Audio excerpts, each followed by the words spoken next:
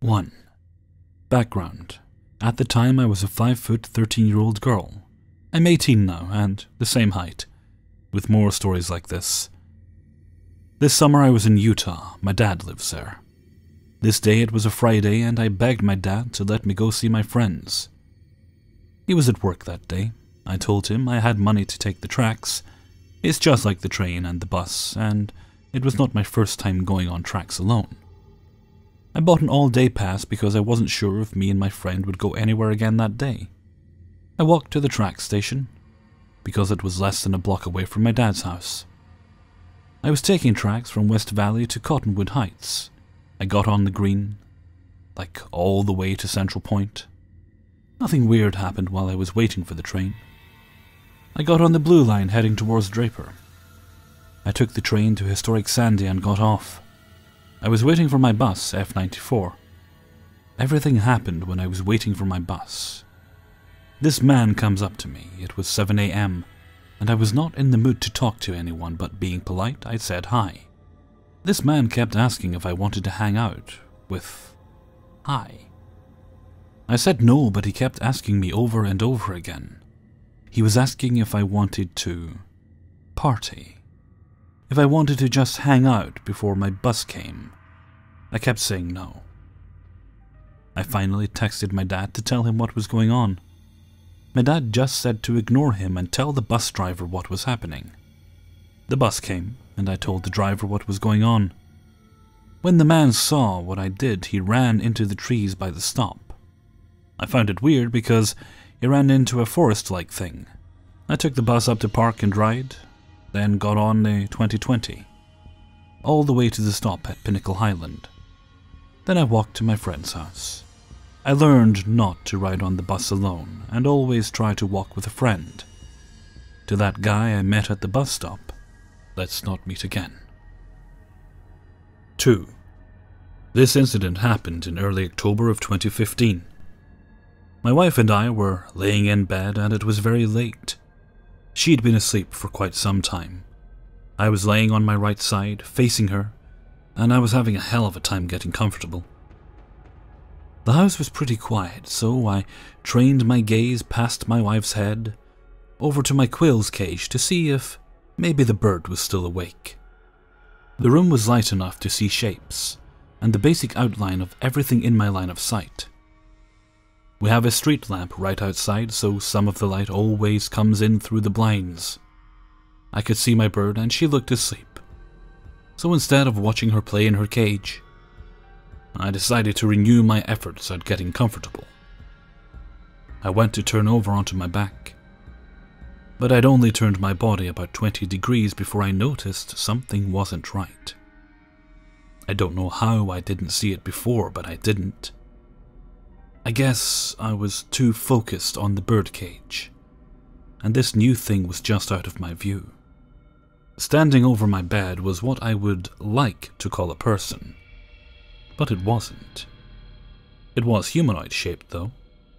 The thing's head was huge, about 3 times bigger than a person's head, and it was shaped like a spoon. Think about how Mr. Burns' head looked on the X-Files episode of The Simpsons, when he was glowing green in the woods.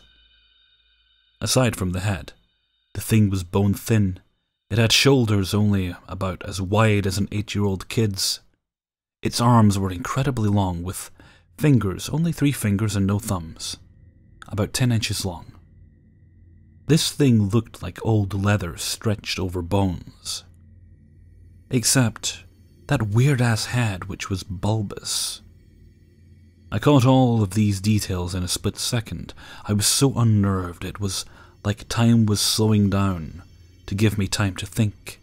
His, and I say that loosely, face was so strange.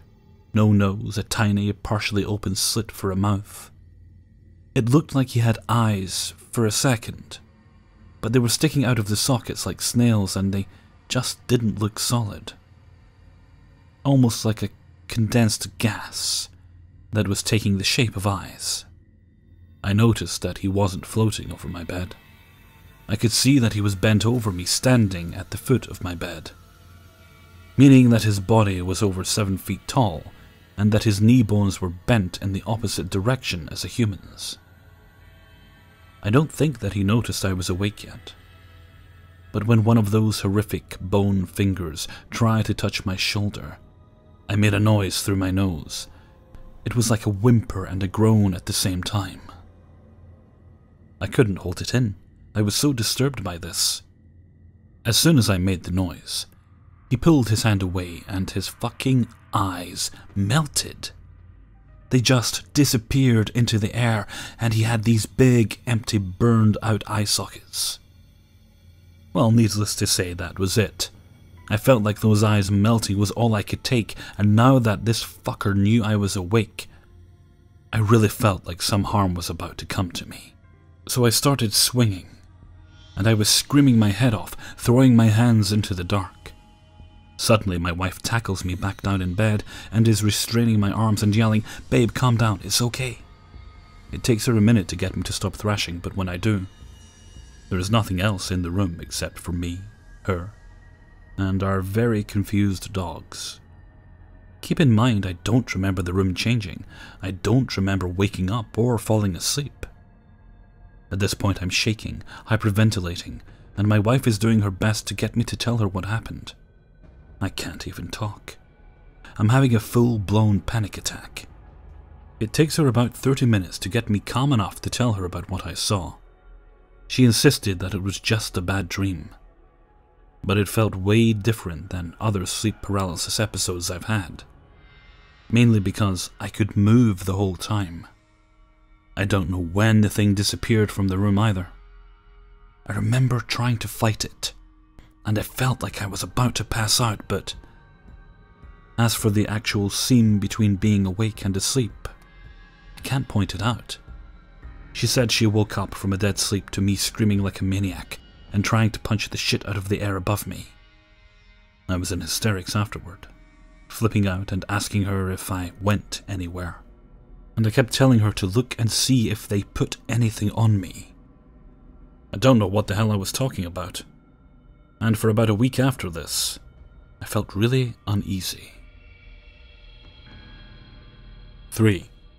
So I was on my way picking my husband up from work. He works at Shamrock Foods.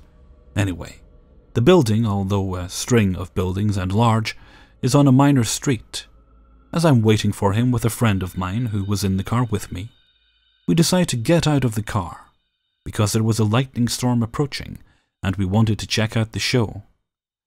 I'm a very observant person, more than most, and for no reason at all, since the streets are very dimly lit, I scoped out the street. Both ways. All that's along the street are streetlights and very small bushes. Nothing there. There are no other cars parked along the curb, and there are no Shamrock trucks either. Anyway, as my husband is walking toward the car, we all get in. I'm in the driver's seat, my husband in the passenger, and my friend is in the back behind me. As I'm pulling away from the curb, I check all my mirrors, and then, all of a sudden, in my side mirror, I see a guy stopping suddenly. And my friend straight up says, "What the fuck, did you see that guy?" I did, but the weird part is I didn't see his face.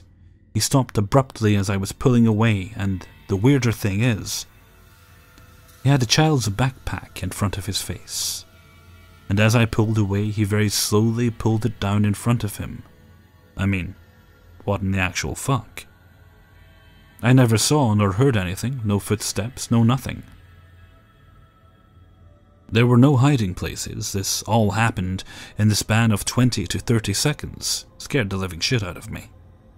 The thing that scared me most was that I was completely oblivious to this. I now stay in the car and lock my doors when I pick up my husband.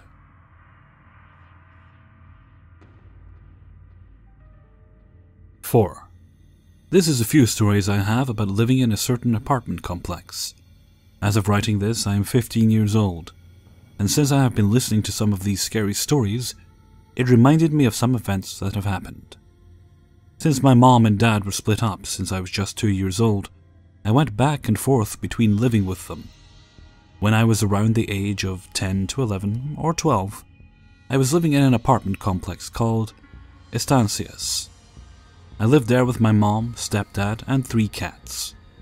Now, I should mention that these apartments weren't in the best area of town, and were considered pretty ghetto. There have been a lot of messed up stuff related to sex offenders and drug abusers. Now, our apartment had 2 bedrooms, and I had my own. Around that time, I was afraid of everything, especially the dark. And just some background before the juicy stuff. A while back before we moved in, and the apartments were in really bad shape, there was a lady who lived there. I was told she was a drug dealer, with an elder son and 2 daughters who stayed in my room. Now, I guess the lady was turning in her rent slip in the office. When she came out, there was a former drug customer of hers, and he took out his gun and shot her multiple times. She proceeded to drag herself from the office building to the apartment. She did this all the way and died right in the hallway, and her body was halfway into my room trying to get to her daughters. Now, I don't know all the exact details to that incident. I was only told that story by my mother, after she met the girlfriend of that woman's son. She told us the woman's name too, but I forgot. I don't know if this is even a true event, for I haven't found out or seen related documents. Another one of the problems I had living there was the sex offenders. I used to play outside, a lot. I didn't have any real friends when we first moved in, so I would only play with the other kids. Most of them didn't even speak English, but it didn't matter. I remember one day I was just playing outside with those kids. Then a man who looked homeless came outside one of the apartments near us. I noticed him because he was gross looking, and I usually am pretty aware of my surroundings. He usually opened his front door very wide and was sort of standing there, smiling. I don't really remember much about him, but he started saying things towards us. He said something like, "We make cookies, do you smell them? Come inside and we'll eat them together." I don't think any of us went inside, but we did smell freshly made cookies. The reason this bothers me so much now is because a while after that happened, I found out that several sex offenders were kicked out of that apartment for obvious reasons. So the main thing that happened to me while I was living there was something rather paranormal. I've never been one to believe in spirits and whatnot, but after many occurrences I can't deny what I've seen. So some basic foreground. My room was smaller, and had one larger window that was above my bed. My bed was against a wall, and on the other side of the room, I had a sliding door closet. It was one of those closets with a mirror, and it really used to make me uncomfortable. I would close it every night and leave my bedroom door open. I did this because, like I said, I was terrified of the dark. Not only did I make sure my mom and stepdad left the hallway light on every night, but I also had a little nightlight, shaped like a rose on a dresser. My parents' bedroom was right next to mine, and they were usually reliable when it came to my yelling for anything. The bathroom was also right in the hallway that led to my room. Now that this is said, there was one night I remember in particular. So my stepdad's mom, let's call her Lucy, would stay every weekend and would sleep in my room on a couch bed, which was right next to mine. I really liked it when she was there because I felt much safer with another person in the room with me. But she slept with the lights off and the door closed. This didn't actually bother me much. So, that night we were all going to bed, and my parents were already in their room. Lucy closed the door and got into bed, as did I. She fell asleep before me. I didn't have a phone, nor a clock, and even if I did, I can't remember what time it was anyways. The thing I noticed when I opened my eyes was that the door was open. I had no idea why it was open, and I might have assumed that Lucy left it and didn't shut it when she came back. I was really scared because there were no lights on in my apartment, so I was surrounded in darkness, except I felt uneasy that my door was now open. I wasn't able to muster up the courage to close the door, even if it was a few feet away, and I couldn't just fall back to sleep, since my thoughts were now filled with horrors of what might kill me in the night. Lucy was snoring really loud, and that sort of comforted me, knowing she was still there. So I ended up pulling out my DS Lite and playing a Tinkerbell game. And that was the only light I had. My knees were up, and I was under my blanket, and my focus was turned to the light I had in my hands. After playing the game for some time, I felt relieved and fully awake. But then I felt this pressure, almost like a large hand on my calf. For that second, I glanced at my legs, and to my utter shock, I saw my blanket dent in where the hand was. My heart dropped, and I was so paralyzed. I didn't even know if it was still touching my calf. My legs felt tingling and my heart was racing. I sat there not knowing what to do. And eventually I shifted my eyes all around the room. Everything was so dark, because I had been staring at my DS. Then when my vision came through, my heart dropped into my kidneys. I remember seeing a tall figure right in the doorframe. It wasn't the size of either of my parents, nor did it resemble them in any way. It was so dark looking, but the shape of it looked like a person in a puffy dress. The only thing I can describe it as was a woman in some ball gown. I was so stiff and petrified. This all was so wrong. I couldn't tell if it was looking at me or not, and frankly, I think it had its back to me. I didn't want to make a noise, fearing it would move or jump out at me. I then made the quickest possible choice that made sense in my mind. I leaped out of my bed and straight onto Lucy's. I hit my ankle on the fan right between mine and her beds. I was practically on the edge of the bed, and I curled up right next to her, fearing for my life. I laid there with my eyes closed, and I must have fell asleep after that. I don't know what that thing was in my hallway. I have no idea why it was there, or what it really was. I never saw it again. But I do have a clue about the pressure of the hand on my leg.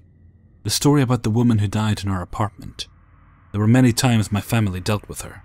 I told my mom about that night, and she had also been touched by a similar thing. So I felt maybe it was the lady. And I wasn't that afraid of her, for her presence felt motherly, almost. But I will never forget what I saw that night. The next part to this is about what happened when I was 11. I know this because it happened in 2012, I believe. This is something I guess is a little more identifiable, because the news reported it and everything. It's actually a sad event, and goes to show how messed up the people in our apartment were. It was early April. I don't remember if it was Easter or the day before, because we were dyeing eggs. It was daylight still, around 7 or so. My mom and I were just doing whatever, and I remember washing my hands at the sink, looking out of the window in our kitchen. We heard a loud bang, but it didn't really sound like a real gun or anything. My mom looked at our window as well, and we sort of brushed it off as the neighborhood kids with BB guns. And we even saw children running around too. I don't know how much time passed, but we soon heard and saw police cars driving up into the parking lots. This was pretty common, so we didn't pay it too much attention until we noticed them surrounding the apartments. We had a nosy community, so everyone had come out of their apartments and were trying to talk to the officers. There were cops everywhere, and I was outside with my parents too. A few ambulances rushed up to the scene, but I didn't think it was that serious still. I remember that it was already pretty dark outside, around twilight, and I saw a woman being carried out on a gurney. My mom told me to go back inside, and I did, and my close friend was actually with me. She lived upstairs to us, and her and my parents were outside. I didn't know what was going on until later in that week. What happened was that our neighbors, who were a man, his girlfriend who was pregnant, had gotten into a fight. He pulled out a gun and shot her. I believe he shot her in the stomach. And only 18 years old and 4 months pregnant. He had fled the scene with the gun and was missing. It was a traumatic event for our community, and I remember not everyone wanted to even be interviewed by the news stations that came the next day. Eventually, after it all settled down, most of us just wanted the boyfriend found. He was, after a few months, hiding in Mexico, and I'm glad to know that he is in bars for the murder of 2 lives.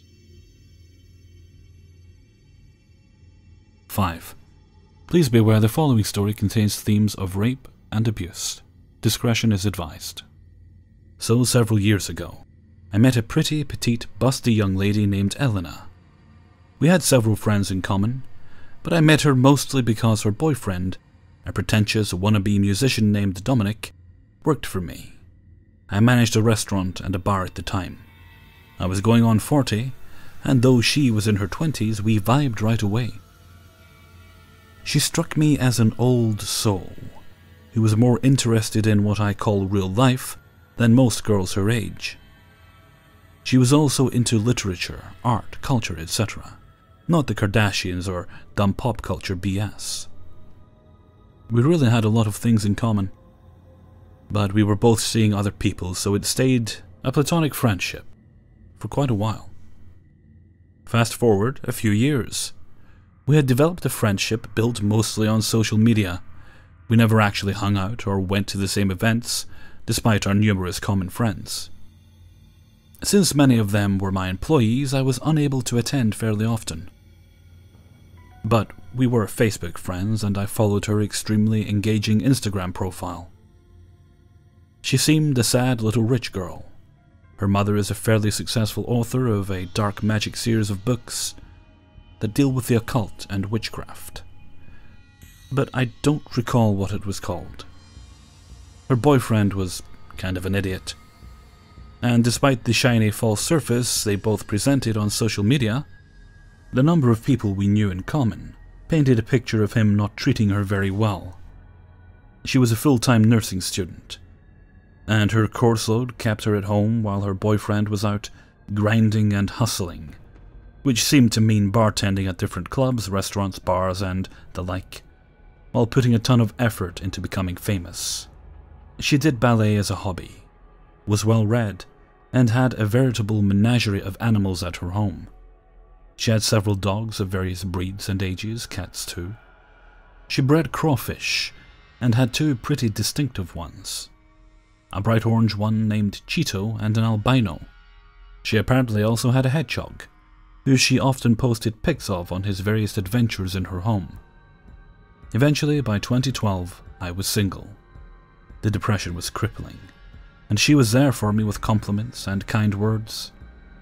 Then, about a month later, she was single too. She had been that way for a week or 2 when she texted me out of the blue.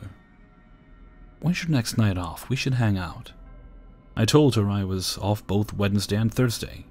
She told me Thursday was better and picked out a cool little place to grab a bite and have some drinks. We would meet there. Thursday came and I was super early. She arrived and I hugged her for the first time. She was tiny, maybe 5'2", around 100 pounds tops. The rumors among our mutual friends was that she was anorexic, or bulimic, or both. It wasn't out of the realm of possibility, though I had my doubts as her chest was abnormally buxom for someone of her stature. We walked in, had drinks, and began to talk as if we'd been friends forever. It wasn't until the appetizers arrived that I realized her ex, Dominic, was the bartender staring daggers at me from behind his bar. She had chosen to come eat here with me only a week or 2 after they broke up. Red flag? Is she using me? Yes, to both questions. But at the time, my lack of self-esteem and her intoxicating charms made me ignore them. Nothing happened that night. In fact, weeks went by without hearing from her. I heard from friends that she had gotten back together with Dominic, and allowed myself to mourn what could have been before moving on with my life. It was at least a month, maybe 2 later, when I heard from her again. "I'm gonna get drunk. Wanna come over?" "What about Dominic?" "We broke up a week ago. He was hitting me. I had to draw the line somewhere." "My God, are you okay?" "Yeah, I'm fine. I just need to talk to somebody. I don't want to be alone right now." "Okay, send me your address." Within minutes, I was in the shower. I was thinking about her pretty face, how nice and natural her small frame felt in my arms when I hugged her. I thought about her body, her scent, her husky smoker's voice. I rubbed one out there and then, thinking about her and what I wanted to happen later if everything went well. I drove to her home. She opened the door and she was wearing only a tiny see-through nightshirt and pajama bottoms. She hugged me and kissed me on the cheek. I could smell on her breath that she had not waited for me to begin drinking. In fact, judging from the empty beer cans on her kitchen table, she was either a slob or had started before she even texted me. Neither concerned me at the minute. I asked where Mr. Hedgehog was. I'd never seen one in real life, after all. Oh, he's dead. What? When? What happened? It's been like a year. He was old. My mind seemed to flip back a few mental pages to about a week ago, when I could swear she posted a picture of her nursing books open, the hedgehog crawling across them, and a caption of, "Silly Mr. Hedgehog is trying to help me study for tomorrow's big test." She opened the fridge, cracked open 2 Lone Stars, handed me one, and walked her cute little ass towards the back door. Mr. Hedgehog? Mr. Hedgehog who? We went to the backyard, sat on her patio table and began to talk. And drink. We talked and drank and drank and talked. About all the things and nothing. But mostly about how Dominic had beaten her, abused her emotionally, and left her scarred. This continued for what seemed like hours, but when I checked my watch it was only 9:30 p.m. I had only been there for a little more than an hour. Neither of us were drunk, but when talk turned to drinking and driving, she threw out the surprising information that I would be spending the night there, no question about it. Fast forward, I decided it's time to break the seal.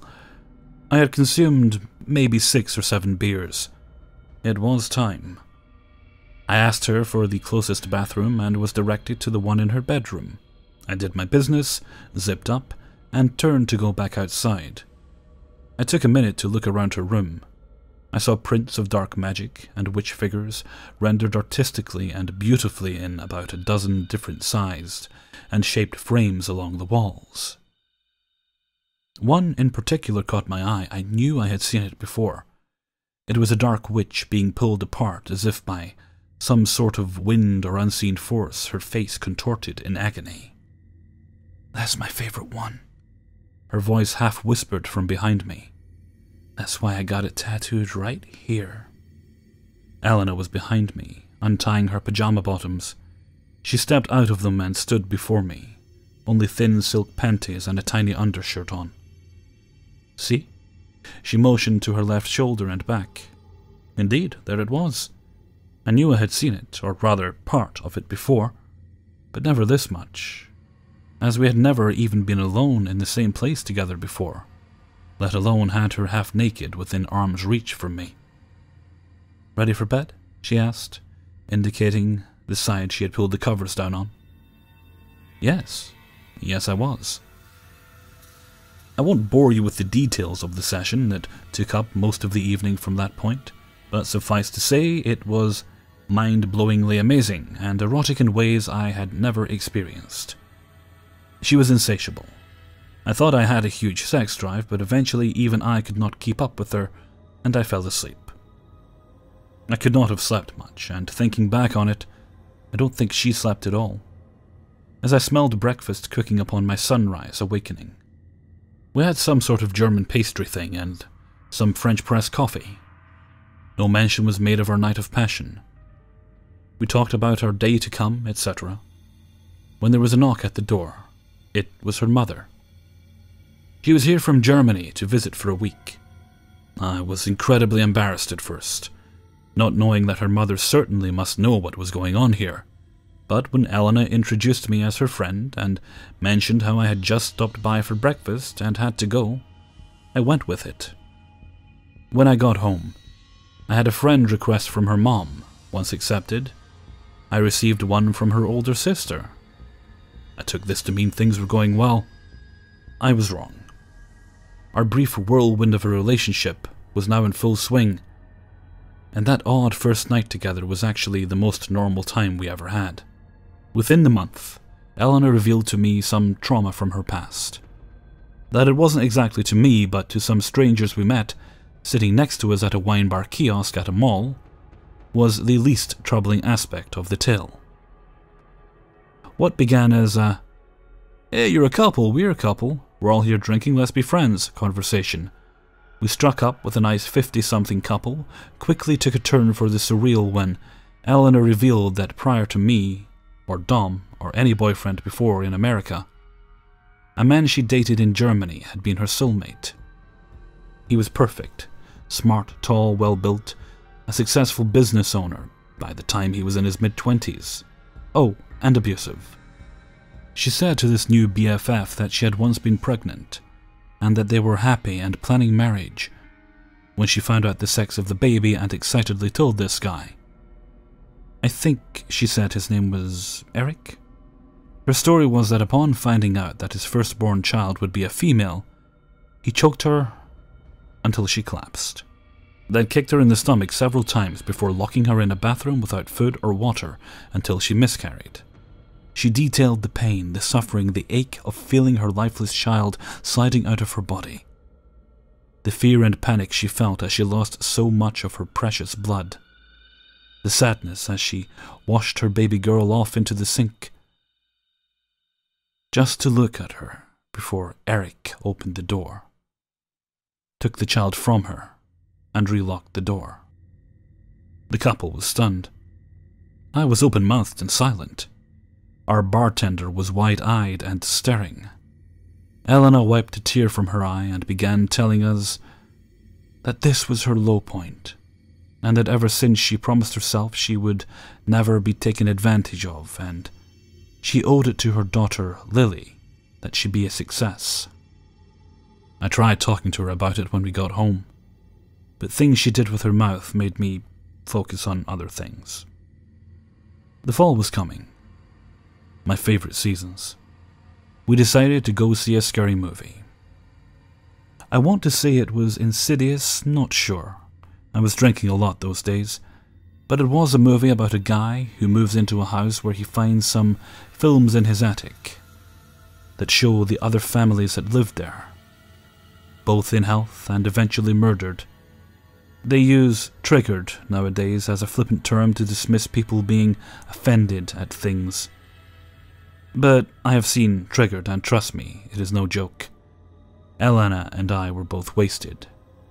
We had several big 32-ounce beers, waiting for the movie, and still had the mugs with us as we got to the first part where a child is shown getting killed. Elena flipped. She began to shake. She told me we had to go. Of course, let's go. We got into the hallway outside the theater auditorium. Do you want to leave? No, I'm okay, just give me a second. Lights a cigarette. Babe, I don't think you're supposed to do that in here.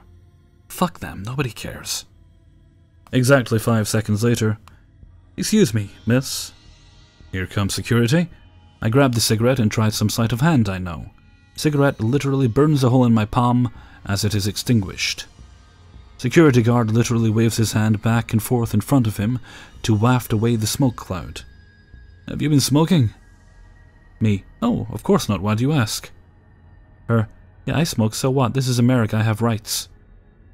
Guard. Ma'am, you can smoke, but not in a public area like a theater. If you want to smoke, you'll have to go outside. Her. Can we take our beers? Guard. No, ma'am, you cannot take alcohol outside our doors. It violates our license. We are on premises consumption only. Her. We paid for these, fascist. Guard. Ma'am, I understand that, but you can't take it outside. You can smoke outside, or you can drink in here, but you can't smoke in here or take your beers outside. Got it? Her. You killed my baby. Oh, shit. Additional security had to be called as she was crying and screaming and generally being a nuisance. And add to this her hair, and she had a tremendous mane of it, was getting wilder by the minute. And she kinda resembled the girl from The Ring at this point. I know if this doesn't get under control, we are going to be arrested. I didn't want to go to jail. Do something, do something, do something, you drunk idiot, do something! And then she collapsed. She lay still and huddled in the fetal position. The main security guard gave me a sideways glance and cocked his head, indicating her lying there. I didn't waste a second. I scooped her up and made a run for it. I made it across the entire 100 feet to the front gate, and I thought we were home free until I got to the doors. As I stepped from the regulated interior of the theatre into the cold autumn night, she sprang to life like a cat who had just had ice water dropped on her back.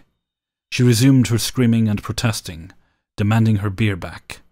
Security managed to call down a guard who was noticeably pregnant. She talked Elena into being still and quiet. I've no idea what she said to her, though I assume some sort of mother-to-mother, heart-to-heart conversation took place. The first guard advised me to get my car. I obliged. I pulled up in front of the theatre. Elena still lay there, looking up with big raccoon eyes from too many tears and too much makeup. But she didn't get up. She just looked at me, and eventually the manager walked up to my passenger side window. I rolled it down. He handed me a refund for our tickets and told me that the lady says she doesn't feel comfortable going home with you. I think my reply was, "Oh yeah," or something equally eloquent. I took the refund and hauled ass out of there. I got a text at 3 a.m. that only said, "Why did you just leave me there?" An average man would have had enough by now, but like I said, I was in a bad place. The perfect storm of loneliness, low self-esteem, a desire to fix this girl who had supposedly been hurt so by others. And amazing sex was just too much. I only stayed mad at her for a few days. The ups and downs continued for the better part of the next 2 to 3 months. It was a week before Thanksgiving 2012 when she invited me over for what would turn out to be the last time we were together, and the last time I ever had a drink. I had accepted her apology and offered up one of my own. I sent her an arrangement of 24 roses and some lilies. Bad mistake.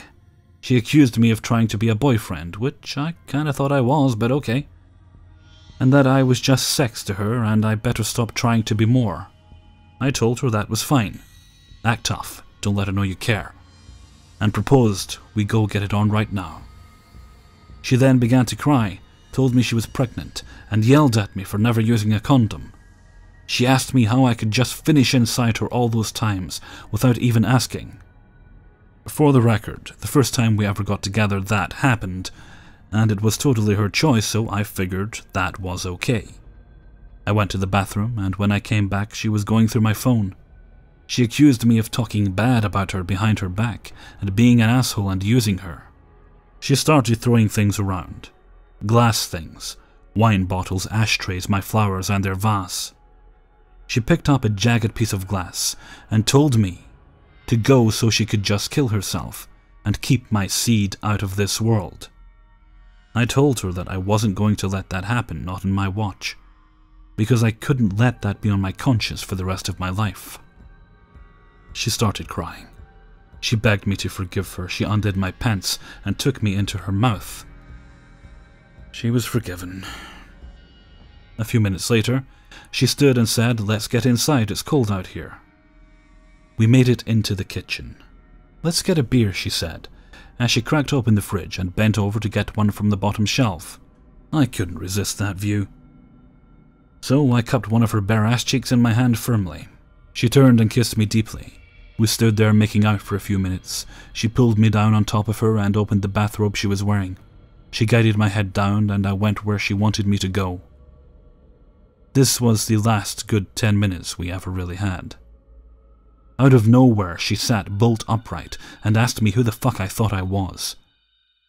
I was jamming my fingers where I wanted to without asking. Keep in mind that we had been together for like 6 months now. As in any relationship of any sustained length, eventually you figure out what each other like and kind of get a routine down. You do this, I do that, then we do this. This was nothing unusual, I assure you, and something I did pretty much all the time. She then grabbed me by the throat, shoved me naked into the corner of her kitchen. Her eyes were burning with a hate I had never seen before. I stand about 6 feet tall and at the time was a solid 250. I have been in bar fights, car accidents, and played college football. I had been hunting and lost in the woods. I had never in my life been as scared as I was right at that moment.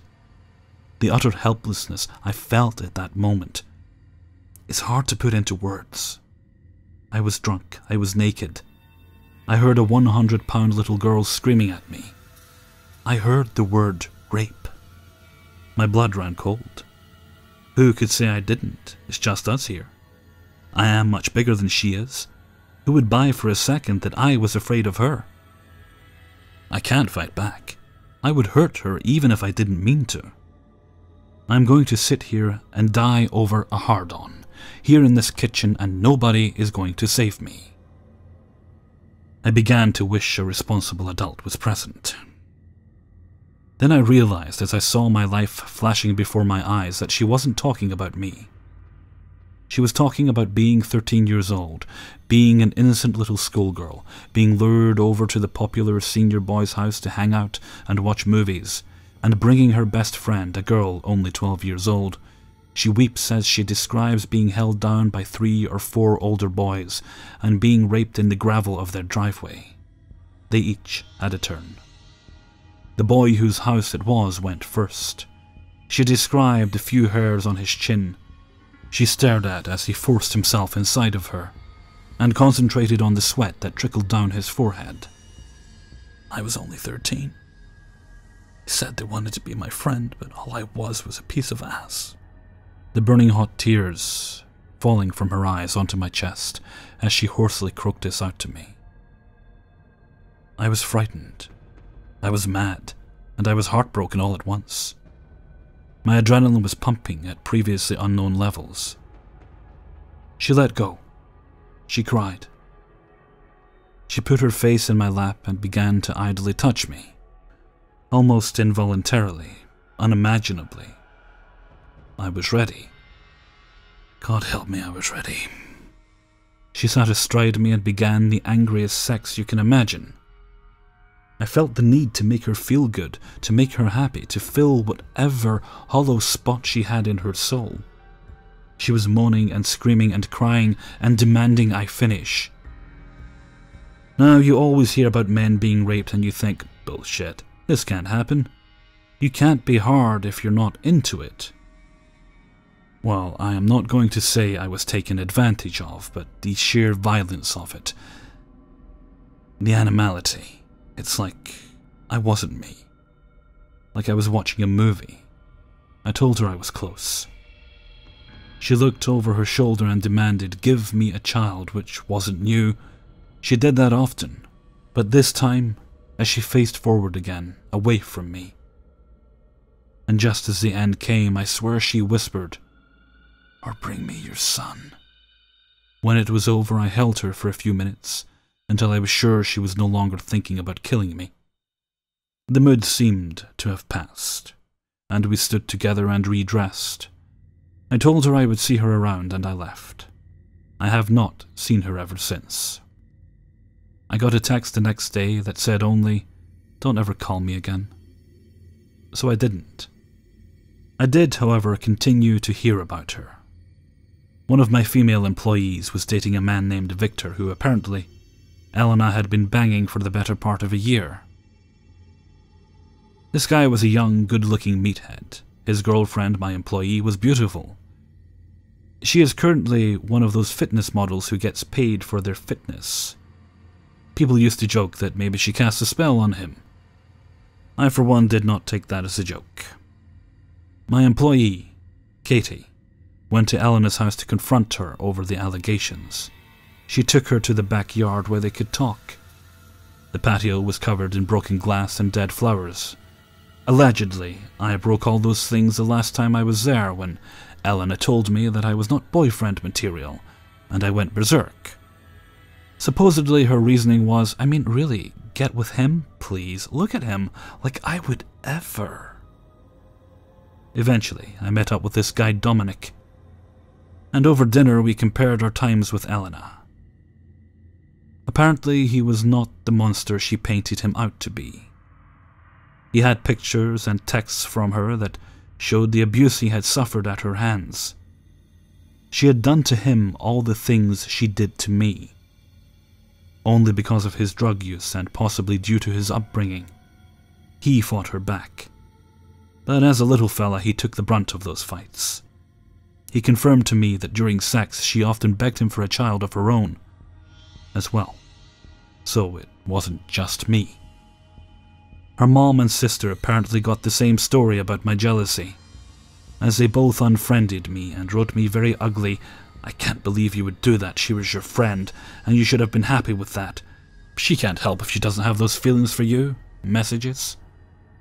I tried to defend myself, but as I hit send, I discovered I had been blocked. Same as Instagram, as I posted the innocent question of, "When is this from?" on a ballerina picture she posted of herself. Her explanation of the photo was that she loved ballet, as it helped her deal with the stress of being a full-time student. The problem, in the photo she is wearing a traditional ballet singlet and a tutu, bare arms and shoulders. Elena has, in the 5 years I have known her, always had sleeves of tattoos up both arms and, as described earlier, illustrations of characters from her mom's occult books on her back. The picture must have been at least 5 years old, but as with Mr. Hedgehog, she was acting online as if it was current events. The final straw of my detective work came when I spoke to some girls who went to the nursing school that Elena had been going to, which she talked about often, posting pictures of herself studying for tests at. A building I myself had dropped her off and picked her up from when she had clinicals. Elena wasn't a student there. She was a patient.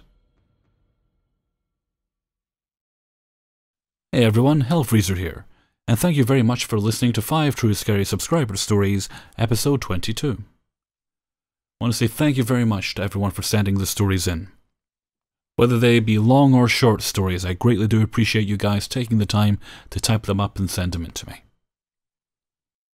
If you yourself happen to have a story you'd like to send in, then please just click on the description, scroll down, you'll see an email address there that says kingofthecities, and that's the email address for stories, so if you have one, please do send it in, and I will certainly get around to adding it to a video at some point in the future. Well, I don't want to jinx it, but as of recording this, it looks like I'm getting very close to hitting the 25,000 subscriber mark. Hopefully, by the time you guys hear this, I will have hit it, which puts me 25% of the way there, a quarter of the way there, depending on how you want to look at it, to hitting my goal of 100,000, so keep plugging away at it. And I would of course like to say thank you very much to every single person who's not only subscribed, but chosen to remain subscribed. Because it's always good to see those numbers go up, and a little disheartening to see them go down, but I do of course respect people's decisions to unsubscribe if they're not really enjoying the content. Okay, with that said, I think I'm going to head off for now. So until next time, thank you very much for listening, and take very good care of yourselves.